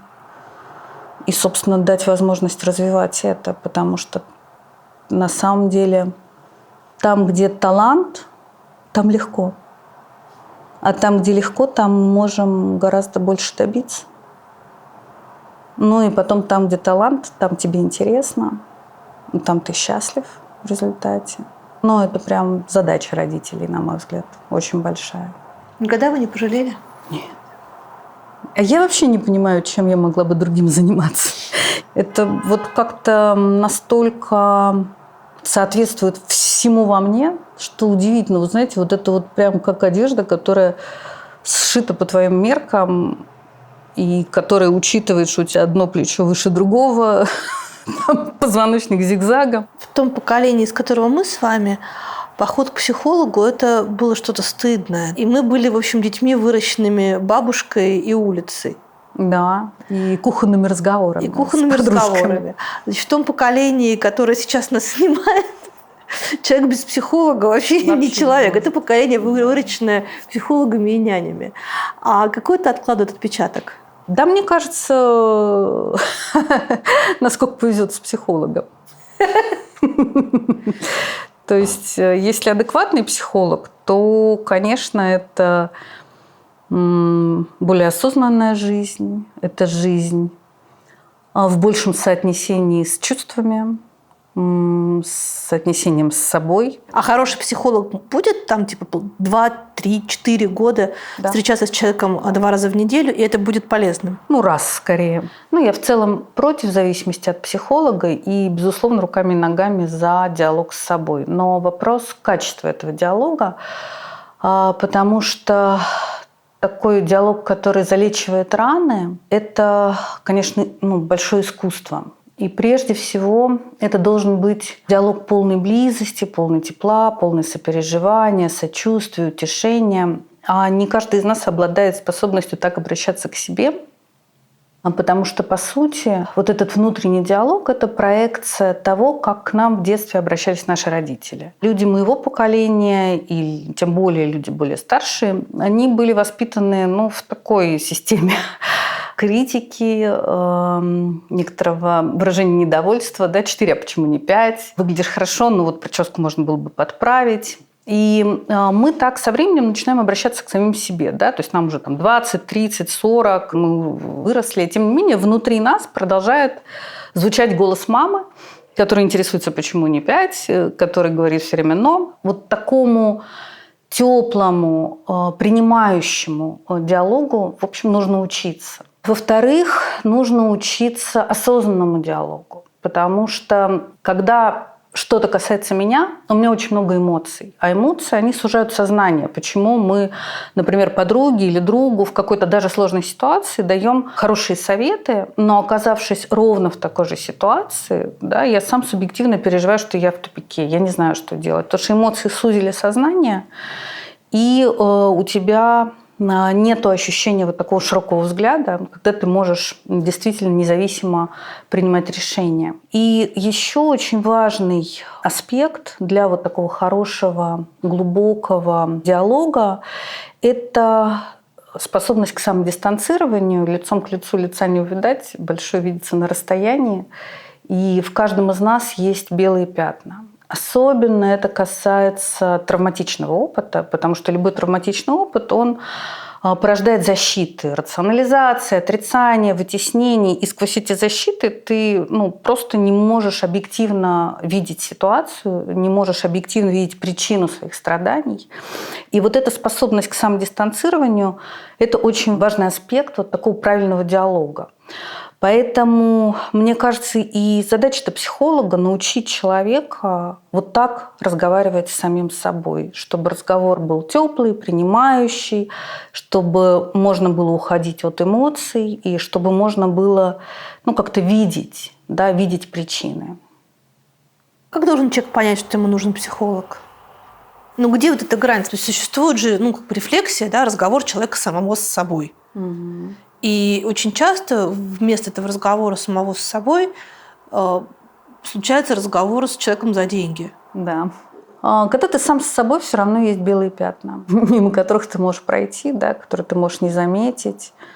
Какие-то защиты, которые у тебя сформированы. В принципе, нужно идти к психологу, если ты не испытываешь счастья, если человек живет без внутреннего согласия с собой и со своей жизнью. И если человек пытается выйти из этого состояния, но ни диалога с собой, ни привычных для него инструментов ему не хватает. Вообще коэффициент счастья заключается в том, насколько человек строит свою жизнь в соответствии со своей природой. Потому что все мы разные, мы рождаемся с разной внешностью, здоровьем, типом нервной системы, особенностями мышления, разным типом темперамента, с такой открытостью к каким-то духовным категориям или закрытостью. И счастлив тот, кто живет сообразно своей природе. В принципе, природа, она всегда позитивна. Это такой потенциал. Недостатками наши природные заданности становятся, если мы идем наперекор им. Например, если человек с инертным типом нервной системы, такой медленный, глубокий, вдумчивый, идет работать менеджером по продажам, тогда, конечно, все ресурсы пойдут на борьбу с этой инертностью, с этой закрытостью, с медлительностью, и человек точно не будет испытывать счастье в профессии. А если этот же человек пойдет в какую-нибудь научную деятельность, то все его ресурсы будут направлены на науку, и как раз вот эта вдумчивость, вот эта глубина, вот эта медлительность, она вся будет идти в плюс, и человек скорее будет испытывать какую-то удовлетворенность, радость от профессии. Вот строить свою жизнь в соответствии с природой Легко людям, у которых был хороший опыт детско-родительских отношений, да, то есть которые получали от родителей уважение, переживание собственной ценности, внимание к чувствам. И они, собственно, через вот такое отношение родителей научились относиться к себе ровно так же. Да? У них здоровая самоценность. И вот этот любящий взгляд родителей видит таланты ребенка, его способности, пытаются их развить. И вот эта позиция в взрослом возрасте помогает человеку чувствовать, что его, что не его, совпадает ли это с его ценностями, видит ли он в этом смысл, и принимать решения, соответственно, вот этим внутренним каким-то аспектом. А травматичный опыт, он, конечно, порождает боль порождает защиты. Вот эти защиты достаточно плотным кольцом окружают я человека и как бы нарушают вот эту обратную связь с собой. Да? То есть, не знаю, у меня там была, например, холодная мама, и я принял в детстве решение, что любовь надо заслужить. И вот мне там 40 лет, и я все пытаюсь выслуживать. Основная моя мотивация в поведении, в принятии решений, это вот как бы угодить другому, как бы не сделать другому там неудобно и так далее. Или та же холодная мама, и я принимаю в детстве решение, что близость – это опасно, близость – это больно, и вот мне там 30, 40, 50, и как только у меня есть как бы риск близости, когда я знакомлюсь с кем-то, у меня начинаются отношения, и я просто начинаю избегать, я ухожу, я резко заканчиваю эти отношения, я избегаю близости. И вот это, собственно, два примера, да, как в одной и той же ситуации просто дети принимают какую-то некую защитную форму поведения, и эта защитная форма поведения дальше отражается на судьбе человека. Поэтому, по сути, задача психолога – увидеть вот эти поломки травматичного опыта, да, то есть вообще отделить, что есть природа человека, и не надо тратить ресурсы на то, чтобы ее изменить. Если есть какие-то вещи, которые изменить нельзя, надо просто адаптировать к этому свою жизнь, поменять профессию, выйти из отношений, которые тебе не подходят. А какие-то вещи, которые являются следствием травматичного опыта, собственно, увидеть, убрать защиту, потому что во взрослом возрасте они просто не нужны, или как-то их трансформировать на менее разрушительные. И тогда, собственно, человек дальше может жить сам, может жить без помощи психолога, может самостоятельно, свободно принимать решения, чувствовать, что мне подходит, что не подходит, что стоит изменить, и жить свободно. Поэтому, в принципе, конечно, психолог – штука полезная. А в какой момент это превращается в зависимость? Такую нехорошую. Когда ты ни одно решение не можешь принять без психолога. И я такое видела. А решение ты принимаешь каждый день. Поэтому это те люди, которые говорят, я должен сходить к психологу, дальше я тебе скажу. А ответственность потом тоже с психологом делят? Часто пытаются сбагрить на психолога ответственность, конечно. Получается при этом, что мир становится вокруг гораздо более жестким. То есть там вот и войны, и кризисы, и очень сложная, я бы назвала ее плавающая мораль, с одной стороны, да, а с другой стороны нежность по отношению к собственному «я» становится все выше и выше. То есть все время там границы, осознанности и так далее. И получается, что это между собой не бьется. Нет, вообще не бьется. Психология, в принципе, наука молодая, и она достаточно активно развивалась в России в конце XIX и в начале XX века. Потом пришла советская власть, и в 1936 году был издан указ о педагогических извращениях в системе наркомпроса, который объявил, собственно, психологию буржуазной наукой вредной, психоанализ был запрещен. После этого указа фактически психология не имела развития ни один десяток лет. Только в конце 60-х открылся факультет психологии в МГУ. Постепенно, хоть как-то начала развиваться практическая психология, но она, правда, развивалась в основном как направление медицины. Гипноз, аутогенная тренировка, рациональная психотерапия – это такой советский вариант когнитивно-поведенческой терапии. Но, тем не менее, психологи были только в рамках медицинских работников. В конце 80-х, когда идеологический контроль ушел и открылись границы, начался такой взрыв психотерапии. В Россию очень много приезжало психологов западных, очень много переводилось книг. И в конце 90-х, в середине 90-х, в конце 90-х появились, собственно, психологи, не медики, не врачи. Но их было очень мало. То есть я начинала работать в конце 90-х. Хороших психологов в Москве, вот сейчас даже странно об этом думать, но их было просто по пальцам пересчитать. Культуры в нашей стране обращения к психологу фактически не было. А люди моего поколения, и тем более люди более старшие, мы вообще были воспитаны в установках коллективизма. Я последняя буква в алфавите, слабым быть плохо, нельзя выносить ссоры из избы. Ну и плюс ко всему русский народ сопереживательный, и в общем разговоры на кухне, они вполне справлялись с какими-то ситуациями страдания, горя. Поэтому как-то вот в советском пространстве, мне кажется, такой огромной потребности в психологах, собственно, и не было. А вот в 90-х, когда на нас обрушилась свобода, появился этот запрос, потому что, по сути, свобода, она сталкивает человека с самим собой, и мы оказались абсолютно не готовы ни к свободе, ни к самостоятельному выбору решений. Мы не умели ориентироваться на собственные чувства, на собственные потребности. И, конечно, вот такой запрос к психологам появился. Постепенно становилось все больше и больше хороших специалистов, появлялось все больше хороших отзывов о пользе психологов. Но вот я помню, когда я начинала работать, например, мужчин вообще не приходили. То есть если мужчина приходил, то он первые полчаса просто оправдывался, почему он здесь, почему он пришел, и только потом начиналась работа. А сейчас, в общем, 50 на 50, если даже, я бы сказала, что у меня даже, может быть, больше мужчин приходят в терапию. И плюс ко всему, уже целое поколение сейчас людей, которые с детства привыкли к психологам. В больших городах, по-моему, уже нет ребенка, который бы в детстве не был у одного или нескольких психологов, и поэтому эти дети уже выросли. Привычка обращаться к психологу, она уже, собственно, у нашего общества сформирована. Другой вопрос, что, конечно, я вижу некоторую опасность в такой зависимости от еженедельных походов к психологу, потому что это прежде всего лишает самостоятельности. Это учит человека принимать решения только после поглаживаний, после какой-то поддержки извне. Да? То есть это развивает такую детскую позицию и точно не укрепляет личность. В последние годы появилась огромная мода на психологию. Очень много на рынок вышло, честно говоря, не очень подготовленных профессионалов. Им нужны клиенты.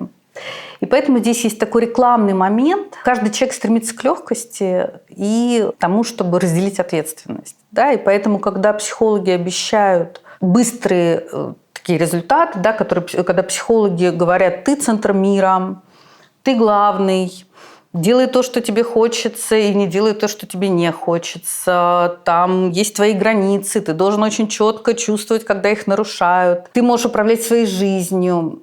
То, конечно, в это очень хочется верить.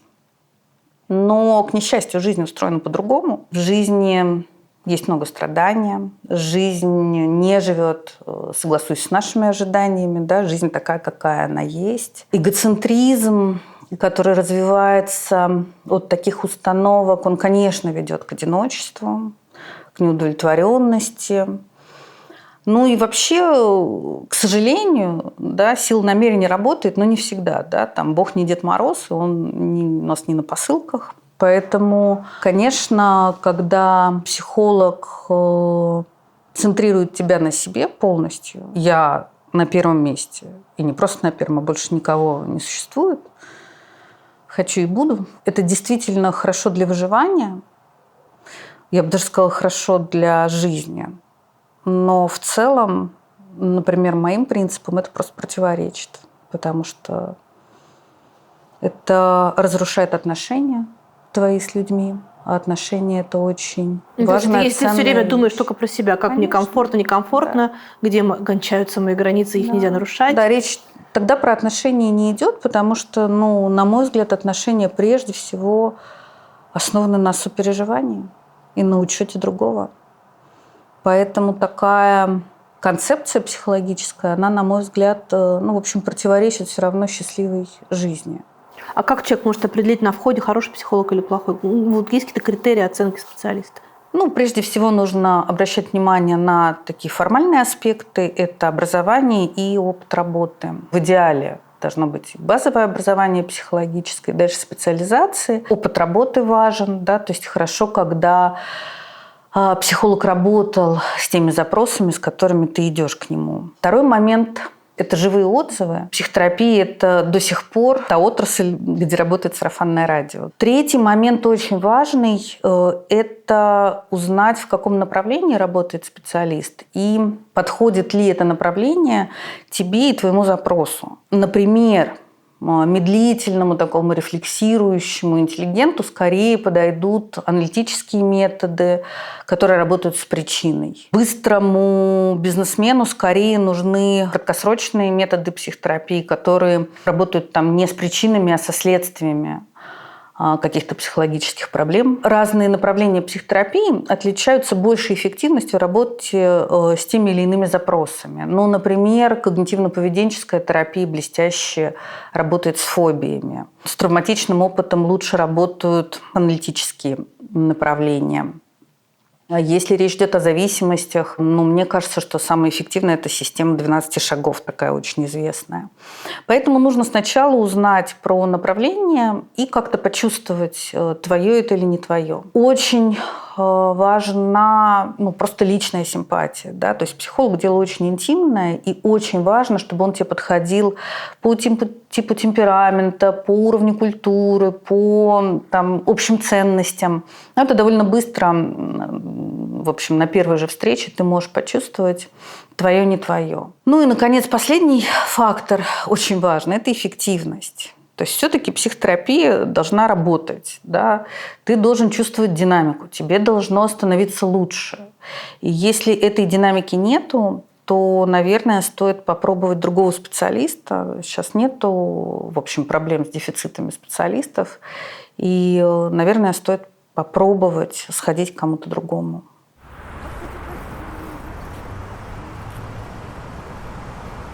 Что это за мужчина? Тимирязев. Весь вечно обосранный. Сколько я себя помню. Всегда голуби, всегда срут. Вот это вот кинотеатр повторного фильма. У меня, знаете, теперь все маленькие, все молодые. Все девочки и мальчики. Забавно такая. У меня теперь гаишники, я всегда вот раньше тоже их боялась, а теперь такой милок. И он такой, да. И надо сказать, что, в общем, видимо, дата рождения, она для них, для всех, да. Поэтому это облегчает жизнь. В детство возвращаетесь, нет? Конечно, а то. Здесь такие фотографии всегда были. Здесь там один президент встречает другого президента. Еще генсек, наверное. Да? Ну да. Генсек, да. Всякие там африканцы, африканские республики. Встреча на высшем уровне. Если психологически описать тот момент, что у нас и страна возвращается примерно в ваше детство, если воспринимать страну как человека, и эта страна все время пытается реанимировать свои какие-то прошлые дела, прошлую красоту, прошлые символы, прошлую символику, прошлую айдентику. Что это может значить? Вообще там, где мы уже были, там есть опора. Все по закону сохранения энергии существует. Не надо ничего выдумывать. Все уже было. Наверное, так. Вы в каком-то из своих интервью говорите о том, что у вас было невероятно счастливое детство, и это составляет вашу важную опору в жизни. Что такое счастливое детство в психологическом смысле? То, как человек вспоминает, или то, как ему на самом деле было в тот момент? Это то, как человек вспоминает. Детство у меня, правда, было счастливое, и чем от него дальше, тем оно, мне кажется, счастливее. Счастливое детство, когда тебя любят, Катя. Когда тебя любят, когда тебя уважают, когда к тебе прислушиваются, когда все благополучно. И когда, в общем, тебе не надо далеко отдаляться от того, какой ты на самом деле. Каким тебя Бог задумал. Почему психологи так часто впервые нас встречают, начинают задавать 3 миллиона вопросов про детство? Потому что в детстве у нас нет опыта, и поэтому все грозит стать правдой. Да? То есть во взрослом возрасте мы понимаем, что все проходит, что это тоже пройдет, а в детстве у тебя нет такого опыта. И поэтому все страшно, все небезопасно. А потом, кроме всего прочего, воспитание детей, как я выяснила, особенно родив, это достаточно неприятный процесс. Ты все время своего ребенка должен ущемлять в его чувствах, потребностях, желаниях, да, и это на самом деле очень сложно сделать, сохранив уважение к ребенку, да, особенно если ты пришел уставший с работы, у тебя там что-то неприятности. Поэтому так или иначе ребенок довольно часто, даже в хороших семьях, чувствует неуважение, то, что его не слышат, то, что его обесценивают. Поэтому даже в самых благополучных семьях, да, все равно ребенок с каким-то количеством детских травм сталкивается. И это, в общем, мне помогает в работе со взрослыми людьми понимать, что в каждом из нас живет раненый ребенок. Ну хорошо, а вот вы узнали, как человеку было грустно и одиноко в детстве. Что это изменит в сегодняшнем его ощущении? Узнать нет. От того, что я это знаю, ему точно легче не станет. Ну, да. Тем более, что я это и так знаю, да? Даже без встречи. Во-первых, какие-то вещи про себя понять очень полезно. Преимущество возраста огромное. Это понимание. Кто ты, как так получилось, почему, зачем. Когда человек, в принципе, обнаруживает какие-то детские, например, поломки, например, болезненный опыт, появляется возможность для сопереживания себе, близости себе. Появляется возможность изменить какие-то вообще не твои установки, которым ты следовал годами. Выяснилось, что это не твое. Поэтому, в принципе, такое, может быть, не погружение в детство. Я вообще против того, чтобы годами, раз в неделю, десятилетиями анализировать свое детство. Мне, конечно, кажется, порой даже времяпрепровождение. Очень интересно, да. Но это рефлексия такая негативная, знаете, она актуализирует обиды на родителей и вообще может привести не вполне туда, куда хотелось бы. А главное, очень энергозатратно и очень долго. Мне кажется, что иногда такого, знаете, беглого взгляда и объяснения, каких-то таких основных вещей, в общем, бывает даже достаточно. А если вот вы говорите, что было счастливое детство, и мы идем как раз ровно в тех местах, да, когда оно происходило, можете вспомнить вот реально самый счастливый момент своего детства, то, как вы сейчас это чувствуете? Я почему-то помню мамину руку. Я помню прогулки наши втроем с папой, с мамой. Я помню дачу. У нас была дача в отдыхе среди сосен. Вообще ощущение такого, ощущение будущего еще. Это то, чего сейчас, кстати, нету. Я не могу так сказать, Катя. Как оно может не быть его? Оно есть. Просто оно не такое, как мы, например, его представляли, ни у кого из нас. А оно, конечно, есть.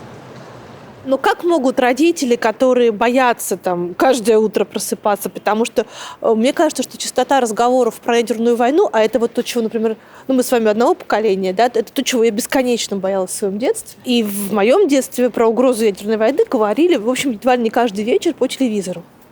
Теперь не по телевизору, а в телеграм-каналах про эту угрозу ядерной войны опять говорят примерно с той же интенсивностью. И с моей точки зрения это тяжелое представление о будущем. Как могут родители, у которых есть дети, которым они должны дать вот это счастье, тепло, о которых вы говорите, и ощущение будущего, как они могут компенсировать свои страхи и не передать их детям? Да, наверное, не бояться. Это самый верный способ не передавать детям. Ну, ты же не можешь себя заставить не бояться. Прорабатывать свой страх, ты можешь с собой об этом разговаривать, ты можешь его уменьшать, и тогда, конечно, ты его будешь гораздо меньше транслировать. Самый распространенный, и здесь почти все психотерапевтические школы единые, метод работы со страхами – это дойти до дна своего страха. Что здесь и теперь страха нет. Вот сегодня, сейчас ядерной войны нет. И поэтому, когда мы возвращаемся в это здесь и теперь, мы живем без страха. Хорошо, бог с ней с ядерной войной. Но, например, люди боятся, что те, кто уехал, они боятся, что они не смогут встать на ноги и состояться за пределами своей страны. Те, кто остался, они боятся, что случится что-то, что не позволит их детям, я не знаю, вырасти, получить нормальное образование, им самим оставаться одновременно и свободными, и счастливыми. Но это же более реальный страх. Давайте начнем с того, что, наверное, не стоит это обсуждать с детьми. Вот есть, правда, зависит от возраста детей, да, но есть взрослые темы, да, а есть детские темы. И, наверное, с детьми пока нету вот той самой сегодня, да, ядерной войны, наверное, не стоит об этом говорить. У папы с мамой не будет работы. Ну, то же самое. Но почему мы должны это обсуждать с детьми? На сегодняшний момент пока это такая угроза, которая в основном у нас в голове. Нужно каждому из нас хорошо думать о том, что он может. Да? А вот в страхе, собственно говоря, содержание страха – это я не могу, я не выдерживаю. Поэтому с детьми действительно, если можно говорить об идеале, да, с детьми не надо обсуждать то, чего нет, то, что может пошатнуть, то самое базовое доверие к миру, на котором вообще-то все мы держимся. Да, вот это чувство, что мир меня выдержит, что когда я упаду и буду падать, да, мир меня подхватит. И это очень полезное чувство. И, конечно, не надо у детей его расшатывать, его надо, наоборот, закладывать, потому что только если этот фундамент хорошо заложен, этот ребенок при сложных обстоятельствах действительно сможет опереться на себя и выдержать. Надо ли говорить с детьми о политике? Нет? Разве в детском мире есть политика? Хорошо. Есть школа. В этой школе есть официальная идеология. И в этой школе есть официально непоощряемые взгляды. Допустим, семья, сохранившая внутреннюю свободу, о которой вы говорите, дома говорит не так, как в школе. А это значит, что ребенок может это повторить в школе. Нужно ли с ним об этом поговорить? Да. Как? Да. С младшими, наверное, лучше вообще постараться сделать так, чтобы ребенок жил в счастливом мире, где все хорошо. А со старшими уже можно действительно, с подросткового возраста, да, можно сказать, что у нас такая точка зрения, можно объяснить, почему у нас такая точка зрения, и объяснить, что эта точка зрения сейчас не поддерживается, да, и что это опасно. Я очень, честно говоря, прекрасно помню, как в моем детстве ровно так и было. Я помню, как у нас соседка по лестничной клетке была такая ярая коммунистка. И я пришла и рассказала ей про Горбачева. Вот прям что слышала на кухне, да, то и рассказала. И пришла домой, даже не помню, как это... Это самое начало горбачевских времен, да. И я помню мамин испуг. А потом со мной сели и поговорили, что вот здесь это так, но это сохраняется внутри семьи. А это расщепляет личность человека? Конечно. Все мы живем в таком мире, в котором мы будем жить. И в каком-то смысле скрываться и таить, да, это тот навык, который тоже может пригодиться. Это не очень хорошо. То есть с точки зрения детской психологии, это то, что теперь называют не очень экологично. Но, тем не менее, мы же не можем совсем подстелить соломку вокруг нашего ребенка. Мы стараемся, и мы и правильно делаем. Но совсем подстелить не получается. А это прям первый, да, весенний день такой? Нет, у нас было, потом отняли снег. А теперь снова. А теперь опять. Возрождение. Да. Слушайте, мне кажется, что это, в принципе, описывает ту ситуацию нестабильную, в которой мы живем. Потому что я сейчас прочла, что здесь в марте-июле 2017 года помешались. Московский комитет. Уже, мне кажется, реально помешались. Ну что ж. И вот с психологической точки зрения человеку, который кажется, что все помешались, да, и что как бы он помещен в дурдом, ему как себя привести в норму, то есть перенять правила дурдома? А мне кажется, что самое здоровое – это считать, что с ним все в порядке. То есть с тобой все в порядке, да, все помешались? Да. Знаете, в общем, судьба человека – это такой процесс. Мы всегда противопоставляем себя реальности. Да? Противопоставляем своим достоинствам, своей свободой. И, в общем, в этом противопоставлении можно вполне себе жить. Я нормальный, вот мир такой. Не, кажется, что полегче жить, когда ты себя не противопоставляешь, а наоборот примыкаешь к большинству. Это точно. Но если ты не можешь примкнуть, то самое главное – удивись тому, что происходит. Катя, это великая вещь. Вот честно, поверьте, удивление – это потрясающая эмоция, как выясняется. Очень сберегающая. В чем заключается метод точки опоры? Там написано, что есть 10 пунктов, которые вы применяете в своей работе, которые помогают человеку за короткое время себя пересобрать? Ну, это, в общем, исходит из того, что я действительно считаю, что каждый человек должен уметь опираться на себя и находить эту точку опоры внутри себя. Особенно в том мире, который, так турбулентен, может не совпадать с твоими ожиданиями, пожеланиями, мечтами, который несет страдания, боль. Поэтому моя задача – научить человека жить хорошо в этом мире, быть в хороших отношениях с миром, принимать себя, быть открытым своим чувствам и ценностям этого мира, быть в хорошем внутреннем диалоге с собой, с уважением встречать себя, и встречать другого. Понимать, что ли, свое место в этом мире, что хорошее человек может привнести в мир. Я начинала с аналитических методов психотерапии, которые работают с причиной психологических проблем, психологических травм. Мой любимый метод – это, конечно, экзистенциальный анализ. Он ставит своей целью, чтобы человек жил с внутренним согласием с собой, с миром. И основной метод экзистенциального анализа – это феноменологический диалог. Все ответы внутри человека, и если правильно задавать вопросы последовательно, то, собственно, человек и приходит к этим ответам. Экзистенциальный анализ – метод, требующий длительного времени, то есть это, как и в психоанализе, человек приходит раз в неделю и довольно скрупулезно, ювелирно исследует свою биографию, свое прошлое. Современный темп жизни очень высокий, и немногих устраивает такое медленное исследование своей жизни. То есть люди хотят результатов, люди приходят не за анализом, а за решением. И тогда я обратилась к методам краткосрочной психотерапии, надеялась найти себя там, но тоже вскоре убедилась, что результаты обычно поражают своей скоростью, но они оказываются очень неустойчивыми. То есть один симптом убирается, на смену приходит другой симптом. И фактически получается такая довольно поверхностная работа. И тогда я, в общем, поняла, что нету ни одного метода, который бы подошел каждому человеку. Нетерпеливому холерику хороши как раз краткосрочные методы психотерапии. Меланхолику медлительному хороши аналитические. При работе с разными запросами разные школы демонстрируют разную эффективность. Поэтому я в своей работе все-таки иду не от метода к человеку, а от человека к методу. У меня есть такой пул любимых техник из разных методов, и я их комбинирую в зависимости от личности, от запроса человека.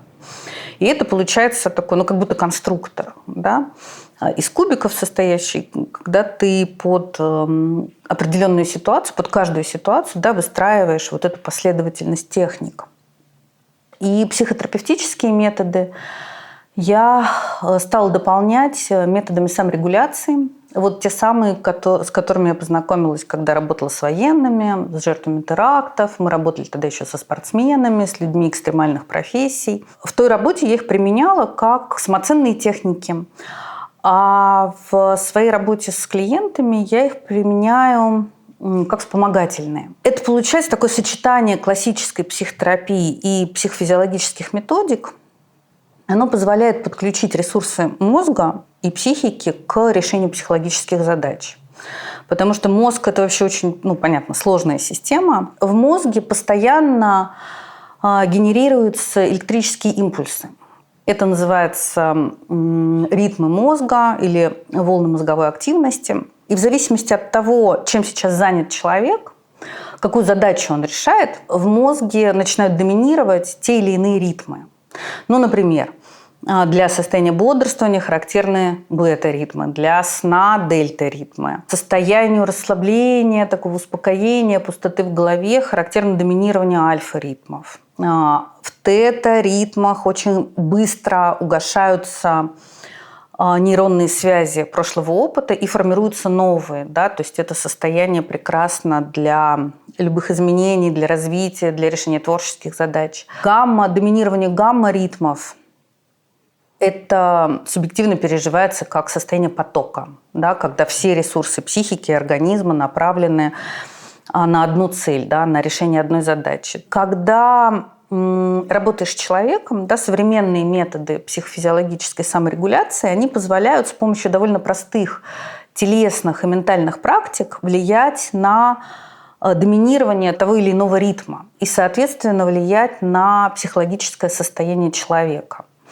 И получается, что такое сочетание психотерапии, классической психотерапии с психофизиологией сокращает сроки психотерапии, оно позволяет работать с теми темами, где, в принципе, психотерапия справится бессильно. Ну, например, да, вот те самые состояния острого горя или антистрессовая подготовка. Когда работаешь с состояниями человека, то можно сильно уменьшить прием медикаментов или вообще попробовать обойтись без них. Ну, например, в работе с паническими атаками или с депрессией мне удается или идти на минимальных дозировках, или вообще постараться обойтись без приема. И тогда получается вот действительно уже такой полноценный конструктор, когда можно комбинировать разные техники в зависимости от запроса. Ну, например, если человек приходит со страхом публичных выступлений. Ну вот мы можем пойти в глубокую психотерапию, мы можем пойти в детство. Ну, обычно страх публичных выступлений уходит корнями в детство. Там может быть обесценивающие родители, может быть негативный опыт в школе. И вот удается найти, мы стараемся, да, найти вот эти вот корни травмирующего опыта, проработать их.